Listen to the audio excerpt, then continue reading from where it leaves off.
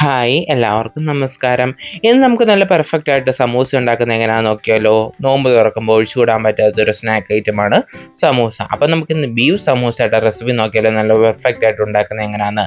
ഒരു പാനിലേക്ക് വെളിച്ചെണ്ണ ചൂടായി വന്ന ശേഷം സവോള, പച്ചമുളക് അരിഞ്ഞത്, ഇഞ്ചി വെളുത്തുള്ളി പേസ്റ്റ്, അതുപോലെ തന്നെ കറിവേപ്പില അരിഞ്ഞതും ചേർത്ത് കൊടുക്കാം. ഇനി ഇതിലേക്ക് ആവശ്യത്തിന് ഉപ്പോടെ ചേർത്ത് നന്നായിട്ട് വഴറ്റിയെടുക്കാം. ഇതിലേക്ക് ചേർത്ത് കൊടുക്കുന്ന സവോളയൊക്കെ എപ്പോഴും നല്ല ഫൈനായിട്ട് ചോപ്പ് ചെയ്തെടുക്കാൻ ശ്രദ്ധിക്കുക. അതുപോലെ തന്നെ കറിവേപ്പിലയും നന്നായിട്ട് ചോപ്പ് ചെയ്തെടുക്കണം.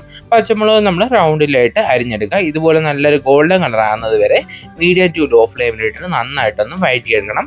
ഇനി നമുക്കിത് ലോ ഫ്ലെയിമിലേക്ക് വെച്ച് കൊടുത്ത ശേഷം ഇതിലേക്ക് മുളക് പൊടി ചേർത്ത് കൊടുക്കാം, മല്ലിപ്പൊടി, ഗരം മസാല, മഞ്ഞൾപ്പൊടി, ഇത്രയും പൊടികളാണ് നമ്മൾ ചേർത്ത് കൊടുക്കുന്നത്. ഇതിൻ്റെ റോ ടേസ്റ്റ് മാറി വന്ന ശേഷം ഇതിലേക്ക് കുക്ക് ചെയ്ത് ഷ്രെഡ് ചെയ്ത് വെച്ചിരിക്കുന്ന ബീഫ് ചേർത്ത് കൊടുക്കാം.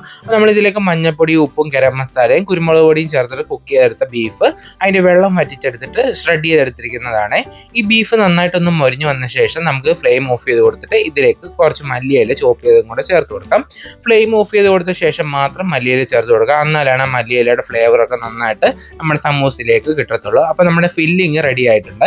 അപ്പോൾ ഇതിൻ്റെ കംപ്ലീറ്റ് ചൂടാറാൻ വേണ്ടി നമുക്ക് മാറ്റി വെക്കാം. അപ്പോൾ ഞാനിവിടെ സ്വീറ്റ്സിൻ്റെ സമൂസ ഷീറ്റ്സ് എടുത്തിട്ടുണ്ട്. അപ്പോൾ നമുക്ക് ഇതുപോലെ ഒന്ന് ഫോൾഡ് ചെയ്തെടുക്കാം. അപ്പോൾ നിങ്ങൾക്ക് ഈ വീഡിയോയിൽ കാണുന്ന പോലെ ഇതുപോലെ അങ്ങ് ഫോൾഡ് ചെയ്തെടുക്കാം.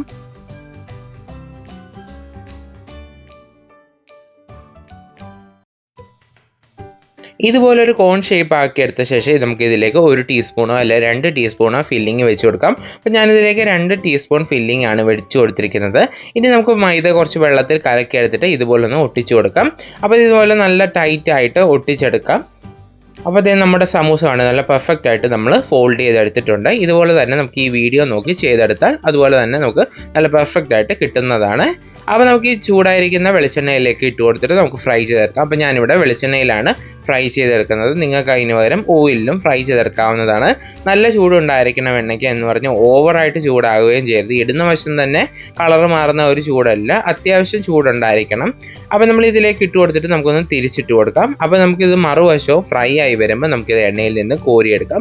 ഇതുപോലൊരു ഗോൾഡൻ കളറാകുമ്പോൾ നമുക്ക് കോരിയെടുക്കണം. ഓവറായിട്ട് കളർ ചേഞ്ച് ആക്കി എടുത്തു കഴിഞ്ഞാൽ വീണ്ടും നമുക്കിത് പുറത്തിരുന്നിട്ട് കളർ മാറും. അപ്പോൾ ഇത് കണ്ടോ, ഇതിൻ്റെയൊക്കെ ഈ ഒരു കളറിലാണ് ഞാനിവിടെ കോരിയെടുത്തിരിക്കുന്നത്. നല്ല പെർഫെക്റ്റ് ആയിട്ട് എല്ലാ സമൂസയും കുക്കായിട്ട് കിട്ടിയിട്ടുണ്ട്. അപ്പോൾ ഇതുപോലെ തന്നെ ഓവറായിട്ട് കരിഞ്ഞു പോവുകയോ ഒന്നും ചെയ്തിട്ടില്ല, നല്ല പെർഫെക്റ്റ് ആയിട്ട് തന്നെയാണ് നമുക്ക് കിട്ടിയിരിക്കുന്നത്.